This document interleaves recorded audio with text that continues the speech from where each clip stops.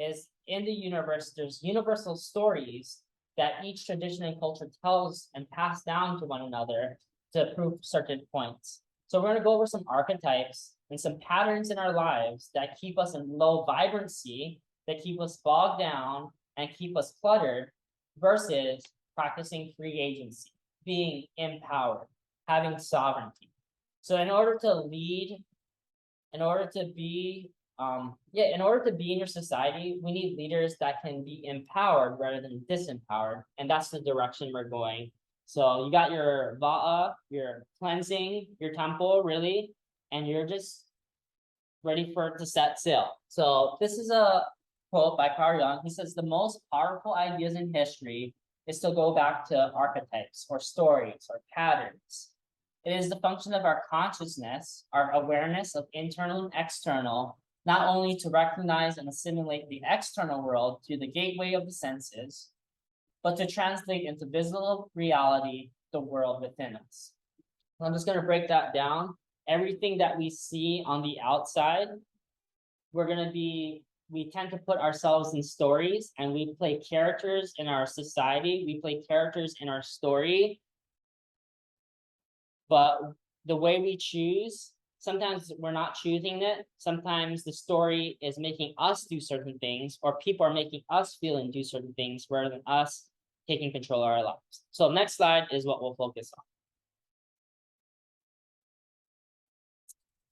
So here, I'm going to use the word archetype a lot, and it just means a pattern. It means a rhythm. It means a program. So maybe to make it more simpler, you can think about Avengers, Marvel Avengers. They all hold different archetypes. The heroes and the villains, they each have a story. They each have a pattern that they do. What makes Thor, Thor? What makes Iron Man, Iron Man? What makes Loki, Loki?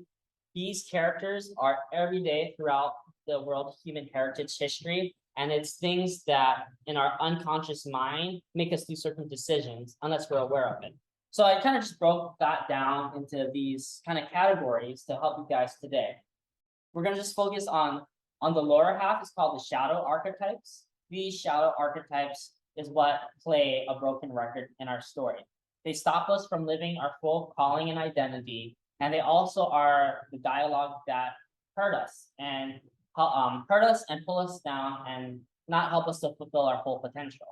On the top half is these empowerment archetypes. These archetypes, when we function in this modes of being, is able to help create the story that is specifically and individually ours. It's going to be your story rather than somebody else's story. Coming into high school, you're moving out of dependence and into independence. So part of your independence journey is really finding out how to use the tools that you have to create something. I'll give you one example that we talked about yesterday.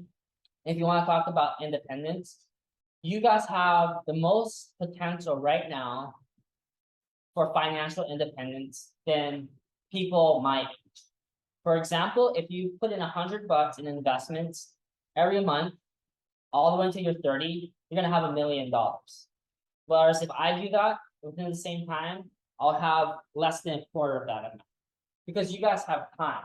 And time is the magic and thing that's most valuable here.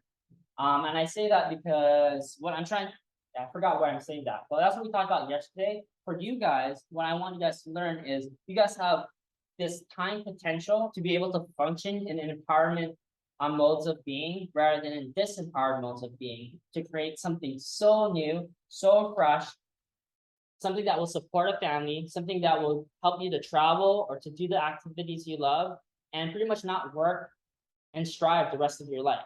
You're going to be functioning in play. You're going to be functioning in joy. And that's if you take control of your life. So the first one, the things that hold us back are the child dialogue, the victim, the saboteur, and the prostitute. The child dialogue, when we come to situations in our life where we have to make decisions that we want to come into our own expression, is we start looking out. Let's say when I was a kid, what's the story here? When I was a kid, my brothers would have like the best toys. Like, I don't know why I didn't get it, but I would go like, I'll be complaining at my parents, Mom, Dad, why does why does my brother have like the new Spider-Man toy? Like this is so unfair. And I would be pouting and I'd be stuck and I would start crying and I start being collapsed and closed off. And instead of being closed off, all my parents wanted to do is for me to ask them, what do you want? So being in child mode stopped me from actually asking my parents for what I wanted because I was in child mode and I was comparing myself to others rather than taking power for myself and voicing what I needed to be in the sovereign mode. I'll give you one more example. The child dialogue always happens when you're thinking that someone or someone else is going to provide for you. I mean, this is important right now because you're in this stage, but let's say your whole life you've been given free equipment and baseball equipment. That was my story. The child stays in, and then you're 25, and you expect someone to give you free equipment. That's sticking in child mode rather than taking responsibility for what you can and cannot have and moving and functioning in the sovereign. The sovereign says, whatever your vision is, whatever truth you have, whoever you are, you're sticking to it, and that's it. I want you to do one exercise for me. I want you to think of and imagine a picture of a king. And how would a king sit? How would a king enter a room? Exactly. You guys instantly changed your posture, shoulders back, attention mode. That's what you're coming into when you're coming into the archetype of the sovereign, of the king, of someone who's empowered with vision, identity. You're crafting what your specific craft is, what your passion, your self-mastery, things that you love to do. If you stick discipline at one thing, that one thing that you're disciplined in is going to carry you like a canoe into deeper expansion. So that's the sovereign versus the child. The next thing that I want to talk about is the victim mentality. And in the victim mentality, this dialogue sounds like, look at what they did to me. Or, look what happened last time. That was so unfair. Or victim is, whenever I do something, nothing works out in the best for me. So victim mindset is also displayed in Hawaii by the type of politics we play. That person or that people group did that to us, so we feel this way. And it causes tension and it causes no resolve. There's no resolve in pointing fingers. But what we can do is take that idea whenever we sense that dialogue or when we tell ourselves things we can't do because of something else, we can flip it. You can be someone who fights for what they believe in. You can be someone who has boundaries, who says no when something is trying to take away what they have. It sets a strong will. You're expanding your will. You're expanding your capacity. You're expanding your threshold for discipline. In the warrior mode, you're also resources.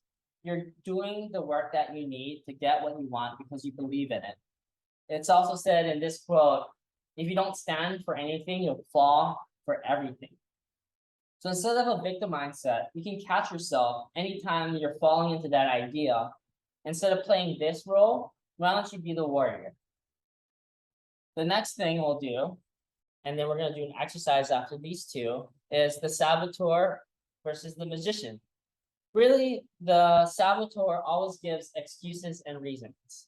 For example, I'll start my own app when this happens, or I'll finally go traveling or go to the special event I want to go to when I have the right clothes, or I'll finally talk to the person I'm interested into when this situation happens.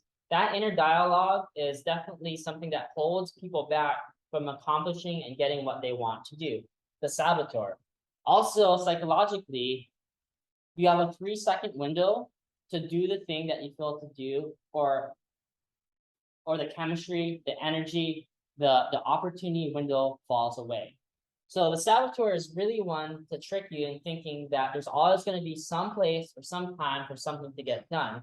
And if you listen to this voice, you can hear it clearly in maybe your aunts and uncles when they say, back in my day, I was the best football player and I would have done that now if, or you can hear auntie saying, I could have had the best dress, or I could have made the best sleigh, or I could have done something. That's a saboteur voice.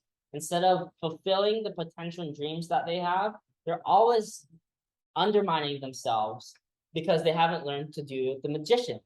And the magician really is the energy or the idea that your time, it's your space, it's your certainty, it's your intuition, and it's the powers in your hands to create something that you need to create. This is very important because this takes the procrastination into power. Anytime you sense procrastination, if you keep living in that, it puts wiring in your brain, the literal sponges keep in that level so that it becomes the common norm. So at your age, you have the power to, I don't know what, responge. You have the power to create more pathways in your mind to these synapses by choosing empowerment rather than procrastination. And if you keep on choosing procrastination, when you get older, it's going to be a lot harder. But good news, you can start firing those brain synapses at an early age right now. So as soon as you feel procrastination, use that energy, alchemize it, change it into empowerment. And finally, the last one, and I want you guys, we're going to discuss these things in a bit, is from the prostitute to the lover. Prostitute simply means you outsource your value to somewhere or someone else other than yourself, saying that I'm only valuable if this person finds me valuable, or I'm going to be fine if she's fine, or I can't afford this, so I'm going to give myself attention and energy to someone else because I don't feel valued in myself. So these kind of dialogues play in our mind as far as a prostitute anytime you think that you're not worth it or valuable. And that is not you. Like, again, that's a program that happened because of a story in your life, but simply we can transition that energy or that mindset into the lover. The lover has desires. The lover has values. The lover has worth, and it's worth sacrificing for. So anytime you're passionate about something, you're going to create protection and support that adds to your passion and value and yourself rather than against it. I think we're going to pause there, and I want you guys to think of what stories you play in your mind and how these archetypes enter into dialogue when you're having a conversation with yourself, when you're about to do something new, whether you're challenging yourself, or maybe it's become a familiar lull over yourself, that you're always, whatever. I don't want to say much after that. So we're going to take 5 minutes, maybe talk it out with your partner on how these archetypes or programming has worked itself into your life, but also how you can move from disempowered to empowered.